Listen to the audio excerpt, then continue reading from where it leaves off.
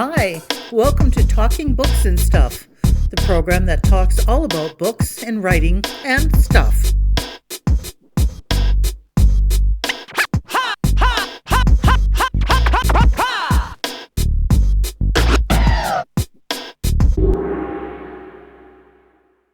Here's your host, Dennis Rimmer. Talking books and writing and stuff, and today we're talking about music and writing about music and how that's done with Michael Barclay, the best-selling author of Have Not Been the Same and The Never-Ending Present, as well as others, I'm sure. Hearts on Fire, 6 Years That Changed Canadian Music, 2000 to 2005. So, Michael, it's a huge book, and I'm reading it, and I'm going, how do you find this? Where'd those people come from? Oh, no, really? Is that true? So, and you say on a piece that I'm looking at that it took you either 20 years, 10 years, or 2 years to write. So, what was the inspiration for wanting to put together a chronicle, I guess, of a certain segment of time in Canada and in music? Many reasons. I mean, one is that I genuinely love this music. I had the sense at the time that something unusually fertile was happening. That's one part of it. Another part is that I felt like it was a great technological shift in the music industry, which affected people all around the world, but I feel like that benefited Canadians in particular. And finally, my last book was about someone who was dying, and I wanted to write this book before people started dying. So I had a bit of an impetus to do it quickly. Not super quickly, but not wait any longer to do it. And the one you're talking about, The Never-Ending Present, was that the Gord Downie book? Yeah. So that was written in 2017 and came out in 2018. Shortly after he died. Right. And now we have Hearts on Fire. There's, at least 42 groups, artists, singers profiled in the book? There's 42 people whose stories are quite central to the book. There's lots of other people mentioned, of course, and there are a couple of tangents. But I would say that, there's 42, and they're grouped together in chapters depending on genre, geography, some other themes that might be looser than others, but I tried to group them together to find the best way to tell their stories. And was there anything that you used to decide who or what was going to be in the book? How did you see it? Yeah, I did. So I, first of all, it was people whose primary works, not necessarily their best work, but kind of like when they first really made their stake, in a big way, would have to happen between those years, 2000 to 05. So you might want to edit that one. It'll be a laugh in there somewhere. Okay. It's alarming. Well, you're going to concern your audience. I know. They'll wake up. So there are some people in the book like Sarah Harmer and Joel Plaskett who did have careers in the 90s, but they kind of not commercially. Like they put out major label records that didn't go anywhere, and they really kind of established themselves as solo artists in the 2000s.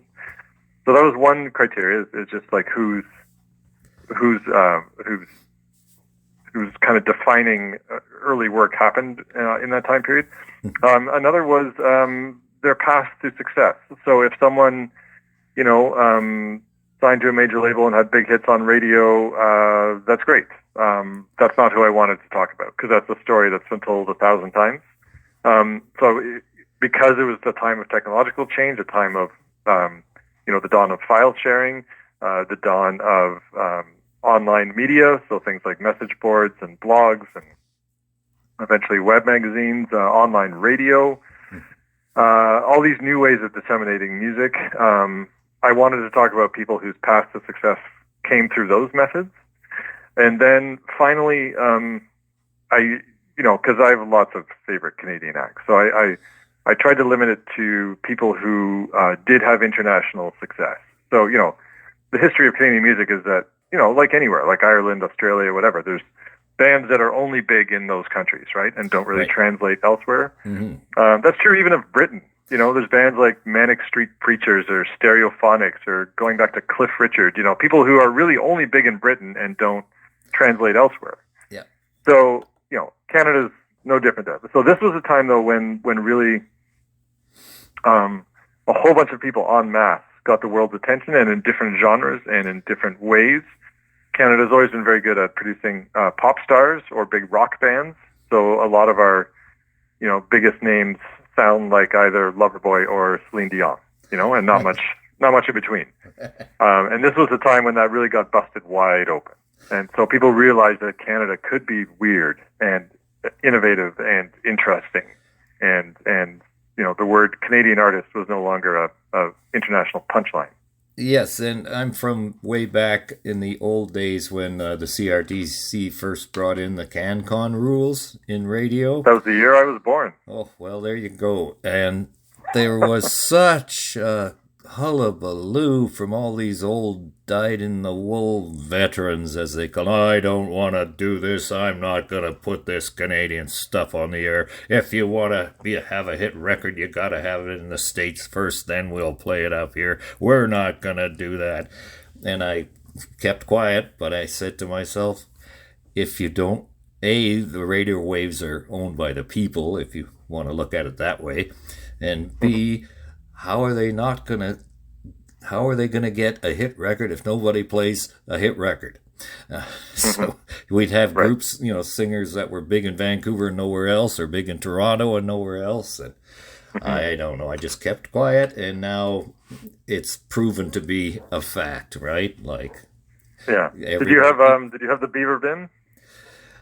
Yeah.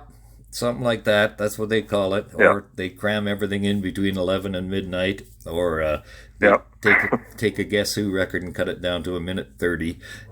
It was they spend more time trying to get around the rule than actually going with it. And I can understand. And there were people that were covering hits from the U.S. Like somebody had a cover of Keith Carradine's "I'm Easy" and things like that. But Charity Brown had some cover hits. But so what? Then she gets going, and then her company makes some money, and then they invest that in another singer, and then that singer or artist might make some money, and it goes on, you know, on and on from there. It's like hockey never was anywhere in Los Angeles till Wayne Gretzky went there.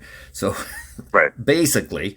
And now, of course, it's just as big as everywhere else. So I digress, but I just can't understand why people in their own country don't like people from their own country.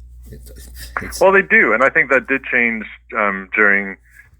I mean, I think they always did. You know, going back to the times of Gordon Lightfoot and Stomp and Tom and Joni Mitchell and Anne Murray and Rush and Triumph, and I think it really took place. The first book I co-wrote with two friends of mine. It was called "Have Not Been the Same," and that was about music from '85 to '95. And I mean, our bias is that's when we were in high school and early years university, right? So for anybody, that's the music that means the most to you. The music you heard during that time in your life. But you know, our argument was this was like now a generation after the CanCon rules. And the Canadian audiences were there. Yep. And then you did have, you know, the Tragically Hip, you had Blue Rodeo, you had the Cowboy Junkies, you had, you know, all these things in place that were really embraced by Canadians.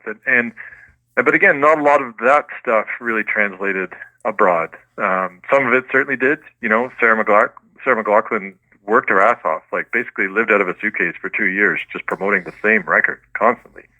And it worked. You know, she eventually broke through.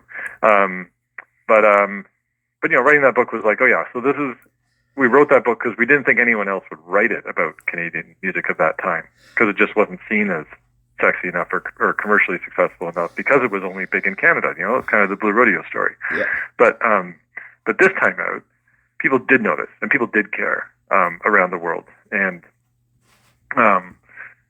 you know, there would be headlines in like GQ magazine saying things like, "Is Canada cooler than us?" You know, so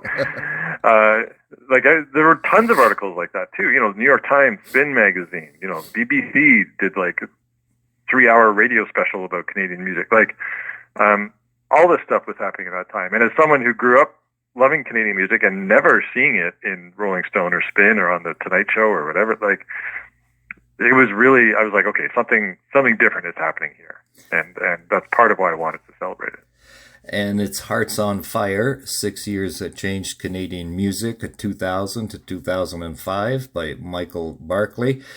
So you're talking about the, I'll say computer revolution, but the fact that you didn't need to spend zillions of dollars in a high-tech studio. You could do it basically from your bedroom. Yep.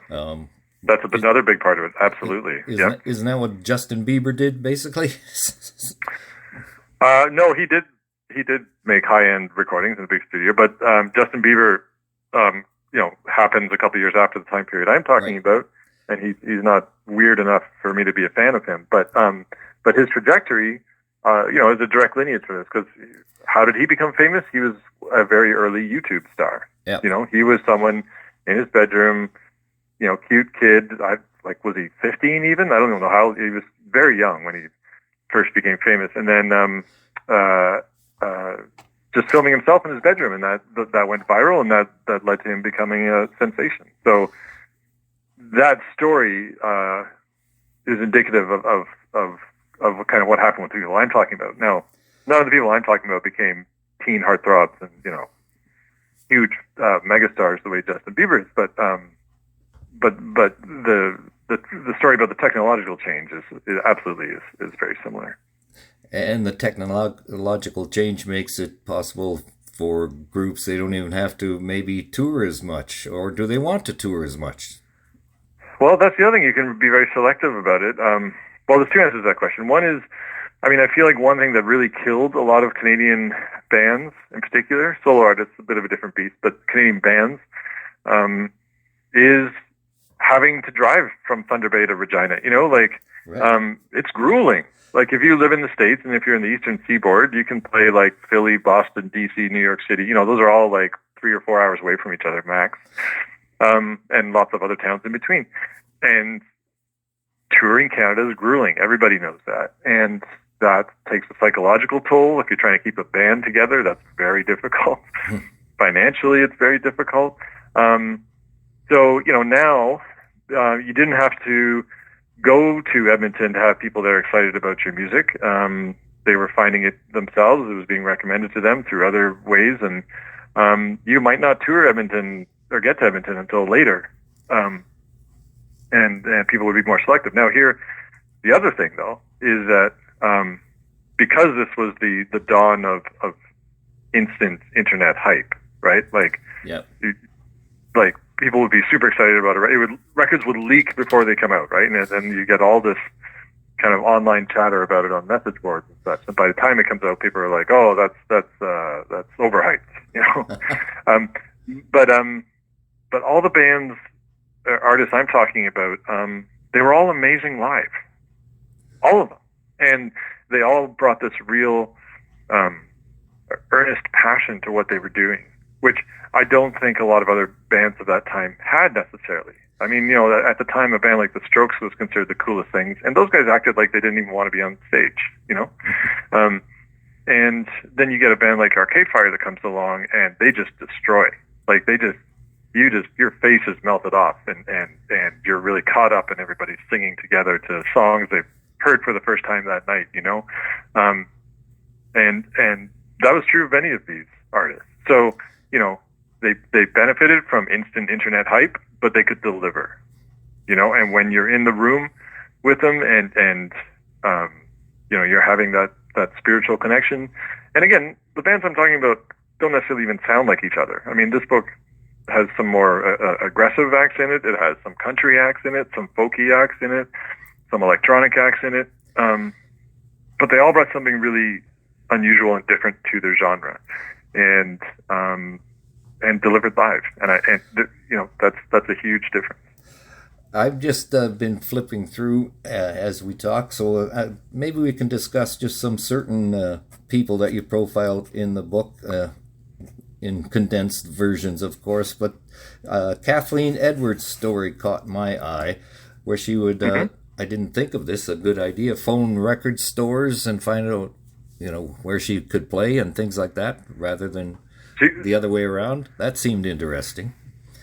It wasn't record stores, actually. It was like musical instrument shops. Oh, okay, that's even better. Oh, right. Yeah. So, I mean, everyone who works in a music shop is in a band. Is selling you guitars and keyboards and drums. They're all in bands. Yeah. And so they know what's up.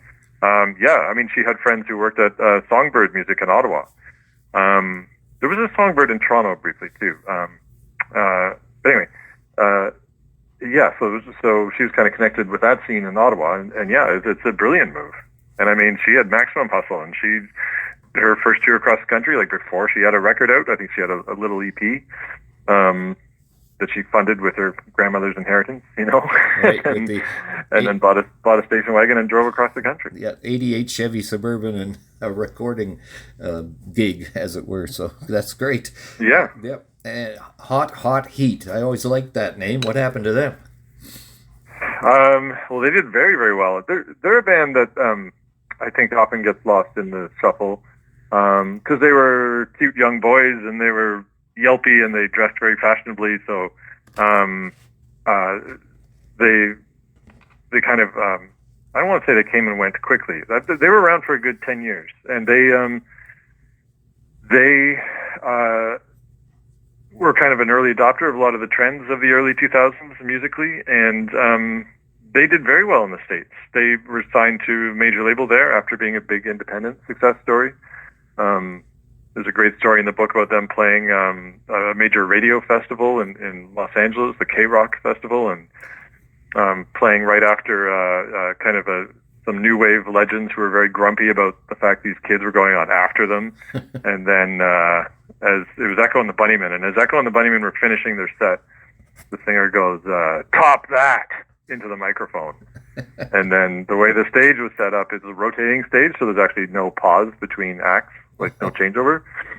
And then so the stage rotates, Hot Heat go into their big song, and suddenly like 10,000 people are on their feet dancing, and they just kill it. The singer told me he doesn't even remember the rest of the show. He just remembers like all these people just like standing up and going nuts. And yeah. Did they get to save some of their money and carry on? Yeah, I mean, they were very. They turned down like a $500,000 advance for their next record later on in their career, and just decided to take the money they had and invest it in recording. The singer Steve Bays is still he produces a lot of acts out of Vancouver. I think he lives on a houseboat, and I think he just made a record for Said the Whale, who are a popular Vancouver band at the moment. So yeah, he's still very involved, and the drummer sells real estate in the interior. I'm not sure about the other two off the top of my head. Oh, well. And Peaches. Never heard of Peaches. Peaches is, shall we say, outrageous? Or yeah, absolutely. Yep. Not something you play around the children, despite the fact that she started out as a drama teacher for toddlers, like 5-year-olds. And what she learned from that gig was that, adults, you can, you can do things or not in front of adults, but if you're not giving 100% in front of children, they're on you, right? Right. You have to be entertaining. And so she kind of took that to a considerably more adult level, an extremely sexually charged performance, very explicit lyrics, but very empowering. Like, it wasn't like people accused her of being smutty, but it was really about being in touch with your body and being in touch with your sexuality and expressing that. It wasn't like, it wasn't dirty for the sake of it. It wasn't degrading, you know what I mean? And she was huge in Berlin. I was just in Berlin, and I was telling people about the book. I'm like, oh, here's some people you might have heard of. And they're like, oh, yes, Peaches is our mascot here. She's like the pride of Berlin. And so she did extremely well over there and was quite influential on pop stars who were much bigger than her. And people like Iggy Pop were calling her up, wanting to collaborate with her. And what a lot of people don't know is that she's directly responsible for the success of Leslie Feist, who performed with Peaches on many a tour. Leslie Feist, her music her music is more complicated than people would give it credit for. But she's had kind of some soft pop hits, that everybody's mother likes. So people think that Leslie Feist is, nice, polite lady, which she is, but she's many other things too. And long story short, because she toured so much with Peaches in Europe, Leslie Feist had a major label deal in France before anybody in Canada cared about her.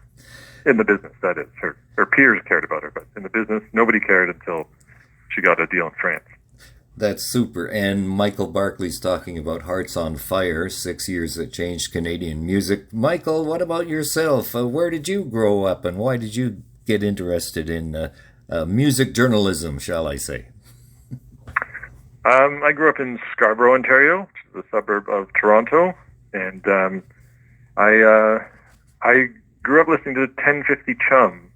I don't know if that rings any bells, but well, yeah, because I worked for Seafun in Vancouver, which is part of the Chum chain. So, oh, there you go. Yeah. And I distinctly remember what you were talking about earlier, which was that suddenly all this Canadian music would be played after 10 p.m. Yeah. And I loved a lot of it. I loved Blue Peter. I loved Rough Trade. I loved the Headpins. I loved Strange Advance. I loved whatever. Like Doug and the Slugs. My very first concert was Gowan. Still one of the best concerts I've ever seen. Just blew my mind. It also helped that he grew up around the corner from me, literally, in Scarborough, and went to my elementary school about 15 years before I did. And I think that was super inspirational, actually. Like knowing that this guy around the corner from me put out this amazing record, worked with Peter Gabriel's band, recorded at Ringo Starr's house, and then is just this incredible performer. And also a teen heartthrob. I mean, girls at my school wanted to dress up like Gowan and had their bangs dyed like his. But yeah, and I just I don't know if I'm attracted to underdogs or if I'm attracted to Canadian culture or the fact that people make fun of it. I mean, my family is goes back hundreds of years. Like there's no immigration story in my family, so Canada is the only thing I have. So, all those reasons I think I've always been drawn to it. And then I've always just been very musical, and that's been my main outlet. So. Now, you play in a band yourself, or? Not currently. I did in my 20s. I played in a band that put out a couple records, toured the country once, and played on other people's records. I'm a very occasional player now. Yeah. Okay, but you know of what you speak then when you talk about touring the country. Yes, I do. I did almost die on the highway between Edmonton and the North Country Fair in Dussard, Alberta, when we tried to pass a logging truck, and then Nope. It was a very long logging truck, and anyway. Oh, well. Let's just say we're still alive. Yeah, thank goodness for that. Okay, why does everybody hate Nickelback? I don't know. What are your thoughts on Nickelback? Mine, I think they're great. And I think they're successful, and they did it on their own. And here, this is what we sound like. So what? So you don't like us? I don't know why you don't like us. We sold records. We make money. It's what we do for a living now, and we've pretty much stayed together since Hannah, Alberta. So why don't you like Nickelback? I like Nickelback. So.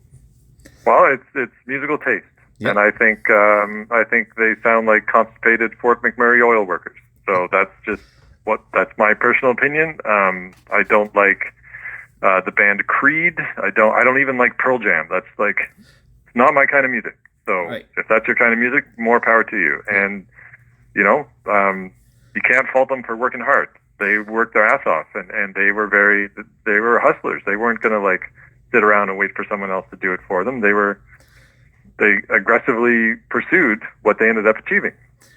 So I don't like them musically. And so I mentioned that in the book because they are the most successful Canadian band of the time period I'm talking about. I can try and be cool and pretend that it's all about Arcade Fire or New Pornographers or Broken Social Scene, but Nickelback are the Canadian band that really ruled this time.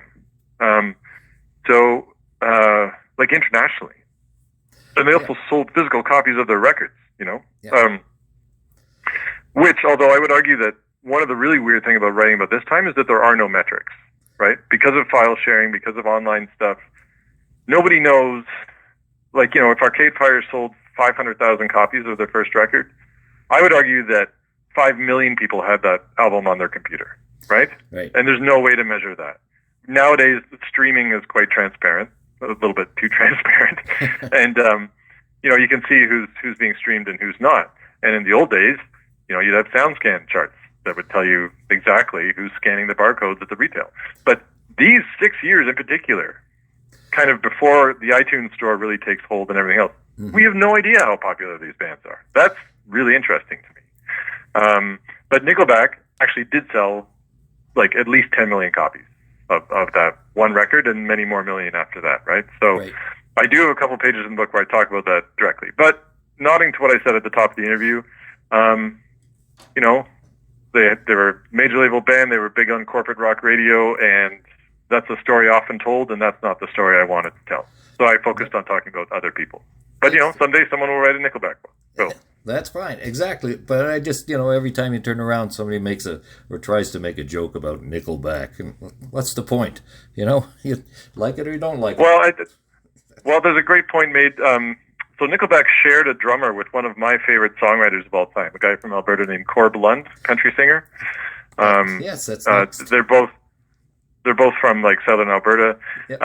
And Blund in the book says, people dump on Nickelback, but when I was a kid, I loved Kiss, and critics hated Kiss. And these days, people still love their Kiss records. And he's like, I imagine 10, 20 years from now, people will love their Nickelback records the way that I loved Kiss when I was a kid, So yep. There's always room for that kind of thing in the conversation. In fact, I had Blund down here on my list as someone else to talk about who's kind of carved his own way through the world here.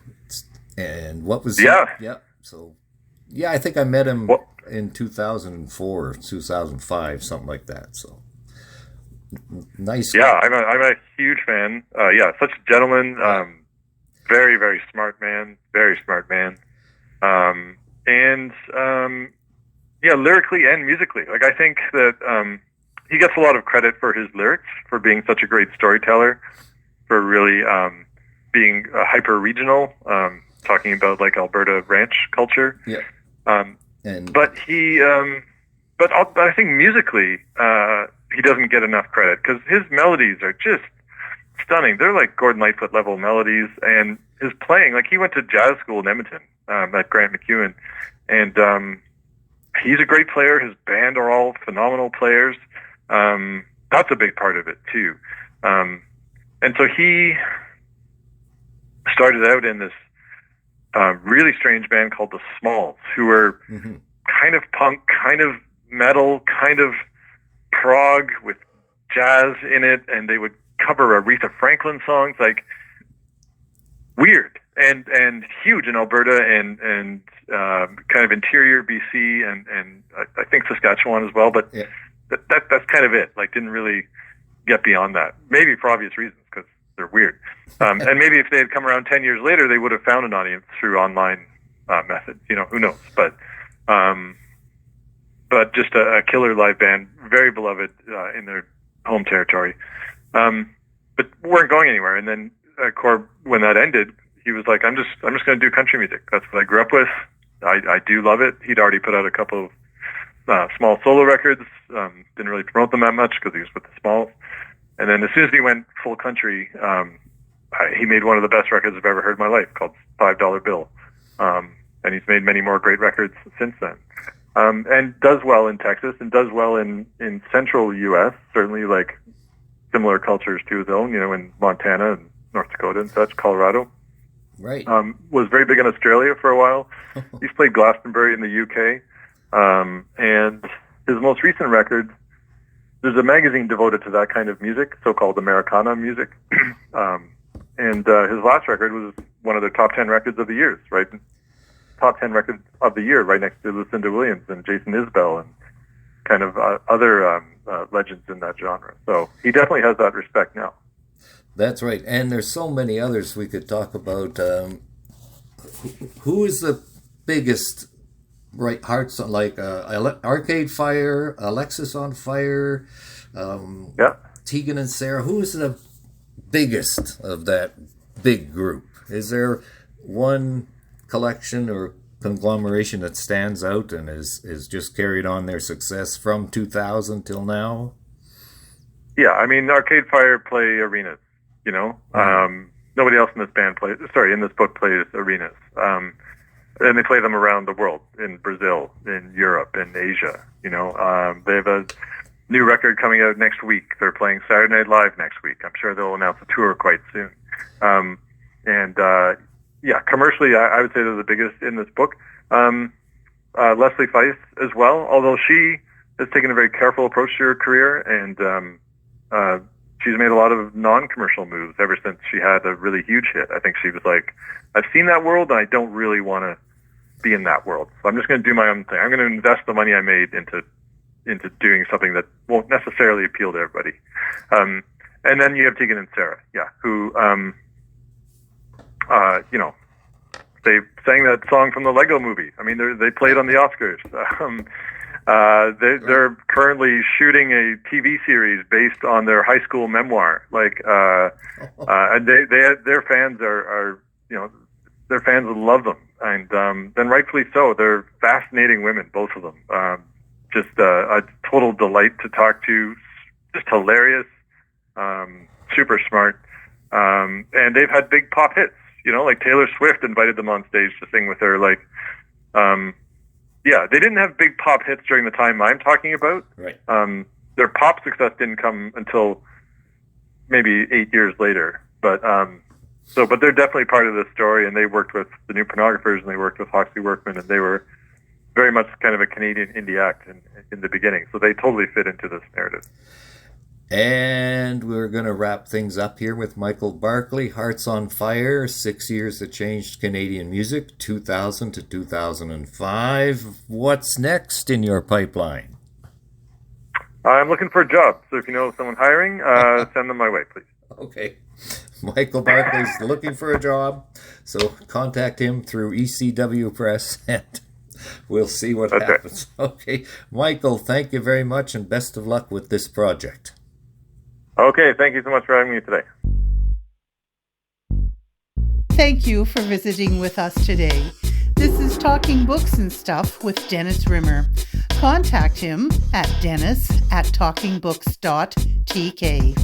Thank you, and may all the good news be yours. Oh, and don't forget to check out his book, The Great Canadian Notebook, available across Canada and at amazon.ca.